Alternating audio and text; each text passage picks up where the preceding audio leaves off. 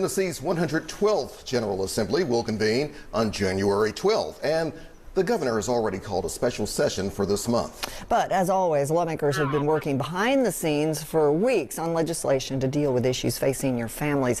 This morning, we're live with two who represent Memphis and Shelby County, Republican State Senator Brian Kelsey of Germantown and Democratic Representative Antonio Parkinson of the Raleigh area of Memphis. Welcome, gentlemen. Thank you for your time. Before we jump into specifically Tennessee issues, your reaction, please, to yesterday's events in D.C. Senator Kelsey, let's start with you.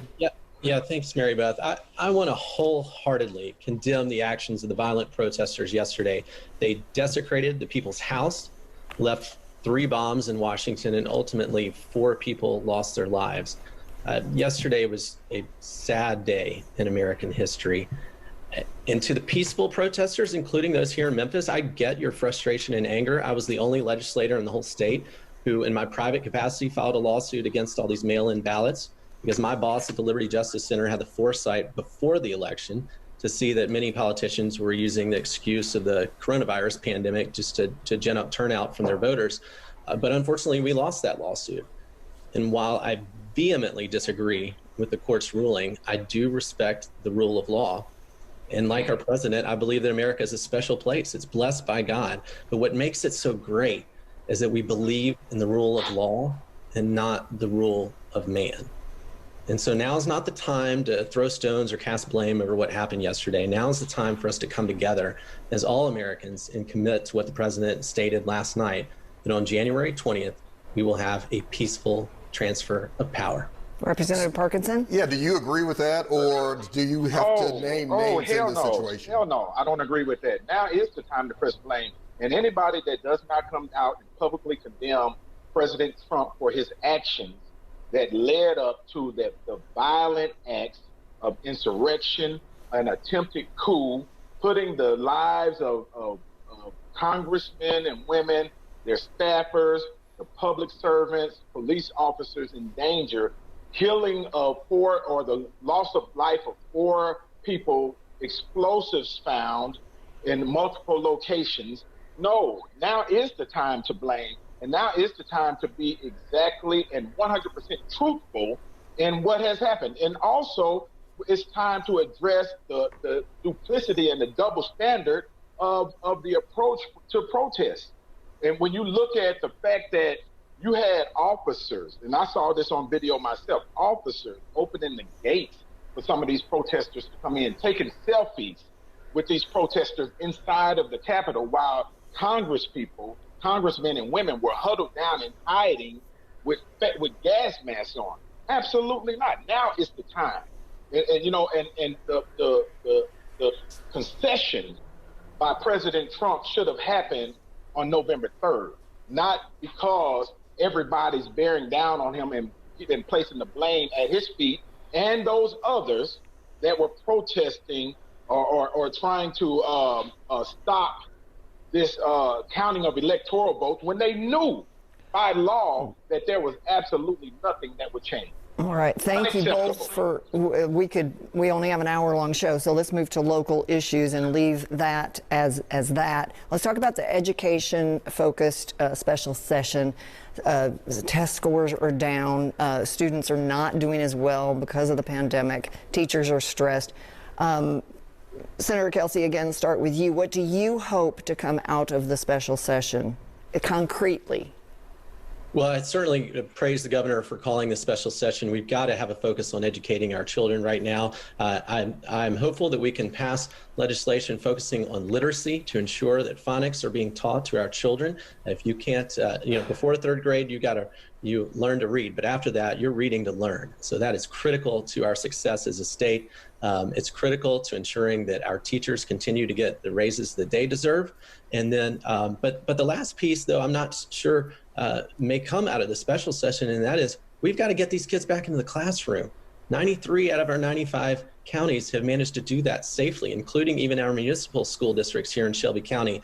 And I really am calling on the Shelby County School Board to do the right thing and to get these schools back into the classes. Representative Parkinson, a lot of people will say, especially when addressing education, these issues are not new, that they've been taking place in Tennessee, especially in our urban areas where there are inequities when it comes to funding, that they've been going on for a long time now, and some people are now just saying, well, the pandemic is bringing this to light. Do you agree with that, or should this have been tackled some time ago? This should have been tackled a long time ago. It's the same thing, same rhetoric, and it's the same issues that we've been fighting. But let me be emphatically clear. I don't care who it is. You're not going to make me as a parent put my child in a classroom where there may be a petri dish for coronavirus. And I don't care what lawmaker, what law or what rule you pass. I'm going to put my child in a classroom when I feel like it's safe. And if that's what they are pushing for in this special session, I'm going to be adamantly opposed to it. And I want to make sure that those classrooms are safe, not just for our students, but for our teachers as well. You have teachers that don't want to go back into these classrooms because they're not safe. I want to make sure that funding remains the same as it was last year for our school districts across the entire state. I also want to make sure that our teachers are compensated for what they're dealing with. They're in hazardous situations, especially when we talk about the pandemic that's happening.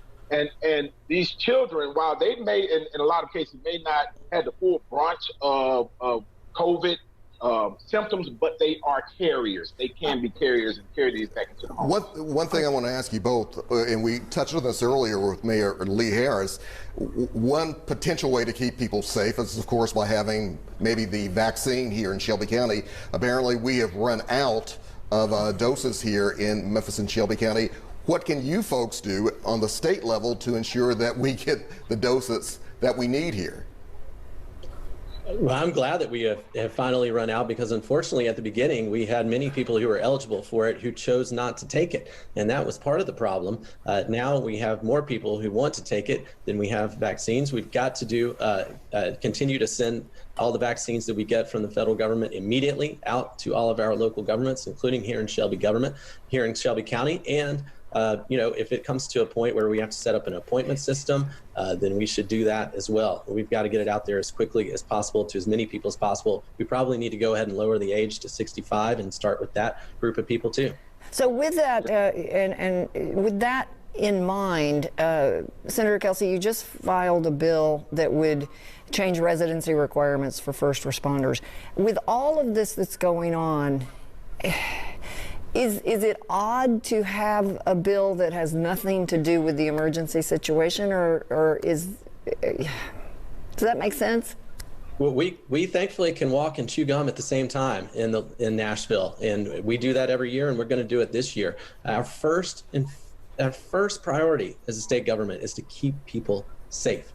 If you can't safely walk to school or go to the grocery store, then it doesn't make any difference what the laws are that govern you once you get there. So we've got to keep people safe, and the best way to keep people safe, all the studies show, is to have more officers on the ground. Even the city council has agreed that we need almost 500 new police officers here in Memphis. And so Representative Parkinson, the last word is yours. Do you agree with Brian Kelsey?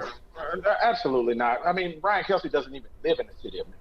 And so why he continues to press legislation for the city of Memphis and not the city of Germantown, it escapes me. But if you want to keep people safe, the first thing you need to do is start with a mask mandate across the state. Now, why don't you press some legislation for that, and so that people can actually be safe? But in regards to the city of Memphis and the affairs of the city of Memphis, I would prefer that my colleague, who I like, that lives in Germantown, work on the city of Germantown. And if you want the first responders in Germantown to live in Mississippi, then why don't you pass legislation so that the first responders in Germantown can live in Mississippi and other places? And that's exactly what this bill is. It applies statewide. My co-sponsor is from East Tennessee, and it will be great for all Tennesseans. All right. Neither of which live in the city of Memphis. We will certainly watch it because it is something that's been talked about a lot in Shelby County for years. Thank you, gentlemen. We appreciate you both being with us this morning.